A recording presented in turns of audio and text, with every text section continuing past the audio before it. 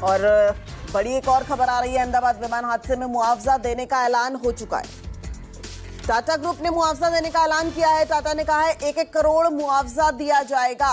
Air India का स्वामित्व Tata groups के पास है और टाटा ग्रुप्स ने 1-1 करोड़ रुपए मुआवजा देने का ऐलान किया है। साथ ही साथ घायलों के पूरे इलाज की बात भी कही है और जो बीजी हॉस्पिटल का जो हॉस्टल जो क्षतिग्रस्त हुआ है उसकी मरम्मत का पूरा खर्चा टाटा ग्रुप देगा। तो टाटा ग्रुप की तरफ से ये बड़ा ऐलान भी सामने आया है। टाटा ग्रुप जो है वो 1 करोड़ देगा, घायलों का इलाज करवाएगा और बीजे मेडिकल कॉलेज के छात्रावास का निर्माण भी टाटा ग्रुप कराएगा। बड़ी खबर आ रही है, हम अपने दर्शकों को बता दें, अहमदाबाद विमान हादसे में मुआवजा देने का ऐलान कर दिया गया है। टाटा ग्रुप ने ये ऐलान किया है। मात्र 6 घंटे के भीतर टाटा ग्रुप ने यह ऐलान कर दिया। टाटा ने 1-1 करोड़ मुआवजा का ऐलान किया है। साथ ही साथ जो भी घायल हैं, सिविल अस्पताल में इस वक्त भर्ती हैं, उन सभी का इलाज किया जाएगा। आपको बता दें, एयर इंडिया के स्वामित्व वाली टाटा ग्रुप कंपनी है। साथ ही साथ टाटा ने यह भी कहा है कि बीजे मेडिकल कॉलेज में जो भी नुकसान हुआ है इमारत का, उसकी भरपाई भी टाटा ग्रुप ही करेगा। टाटा ग्रुप के चेयरमैन एन चंद्रशेखर ने ये ऐलान किया है। और इंद्रजीत लगातार हमारे साथ ग्राउंड जीरो से बने। इंद्रजीत, अपनी बात पूरी कीजिए। जिस तरीके से आप बता रहे हैं ड्रीम लाइनर की बात, या फिर अब ये देखिए टाटा ग्रुप का जो ऐलान है, कैसे देखते हैं?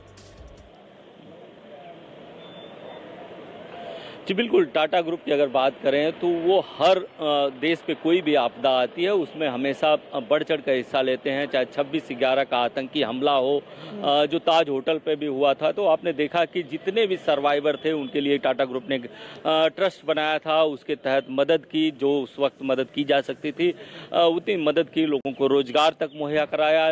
और आज भी टाटा ग्रुप मदद के लिए जो है सबसे पहले आता है। यही कारण है कि टाटा ग्रुप ने इस मामले में 1-1 करोड़ मुआवजे का ऐलान किया है। साथ ही जो मेडिकल बिल्डिंग का नुकसान हुआ है उसको बनाकर देने के लिए कहा है। इसके अलावा जो लोग भी घायल हैं उनके इलाज का पूरा खर्च टाटा ग्रुप उठाएगा। तो टाटा ग्रुप ने अपनी तरफ से जो जिम्मेदारी निभाई जा सकती है वो निभाई जरूर है।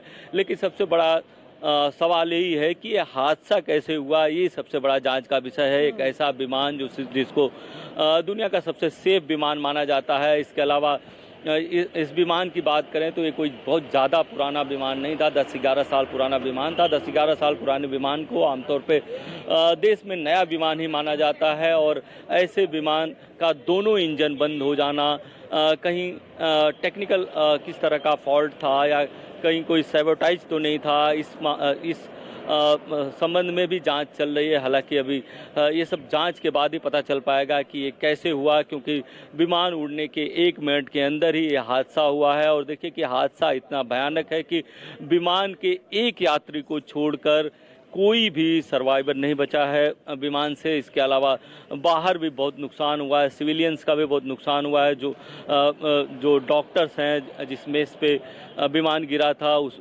मेस से नुकसान हुआ है। अगर इस पूरे परिसर को दिखा पाएँ तो देखिए किस तरह से चहल पहल बढ़ी हुई है, लगातार गाड़ियों की आवाजाही हो रही है और सुरक्षा के पुख्ता इंतजाम किए गए हैं, क्योंकि प्रधानमंत्री का रूट है। आप समझते हैं कि प्रधानमंत्री अगर आने वाले रहते हैं तो सुरक्षा के पुख्ता इंतजाम किए जाते हैं और यहाँ से आगे अब किसी को भी जाने की परमिशन नहीं है। इसके बाद जब प्रधानमंत्री आएंगे और घटना स्थल का मुआयना करेंगे, अधिकारियों से बात करेंगे कि घटना क्यों हुई, कैसे हुई, इसके बाद प्रधानमंत्री सीधे हॉस्पिटल जाएंगे। हॉस्पिटल में जो घायल हैं उनका हाल चाल लेंगे, उनसे बात करेंगे। इसके बाद ही इस रूट को खोला जाएगा और वहां तक सबको जाने दिया जाएगा। लेकिन सबसे बड़ा सवाल अभी भी यही बना हुआ है कि यह हादसा क्यों हुआ और इसी को लेकर जांच चल रही है। और प्रशासन के सामने सबसे बड़ी चुनौती है कि जिन लोगों की इस मामले में मौत हुई है, जिस हादसे में मौत हुई है, उनके परिजनों तक कैसे उनके डेड बॉडी को पहुंचाया जाए और सही डेड बॉडी कैसे लोगों को मिल पाए। क्योंकि कई बार ऐसा होता है कि ज़्यादा जलने के कारण डेड बॉडी पहचान में नहीं आती है और इस मामले में भी ऐसा ही हो रहा है। या बहुत ज़्यादा चोट आने के कारण या कई अंग कट जाने के कारण भी पहचान पाना मुश्किल हो जाता है। और ऐसे में जब बॉडी जली हुई हो तो ऐसे में डीएनए का सहारा लिया जा रहा है। सुबह तक के अगर आंकड़े की बात करें तो 120 लोगों का डीएनए टेस्ट किया गया है यानी 120 परिवार जो क्लेम किए हैं उनका डीएनए टेस्ट किया गया है। बाकी जितनी भी बॉडी है सभी का डीएनए टेस्ट किया जा रहा है और जो बॉडी का डीएनए टेस्ट किया जाएगा फिर मैच किया जाएगा, उसके आधार पर ही परिवार को जो है डेड बॉडी सौंपी जाएगी।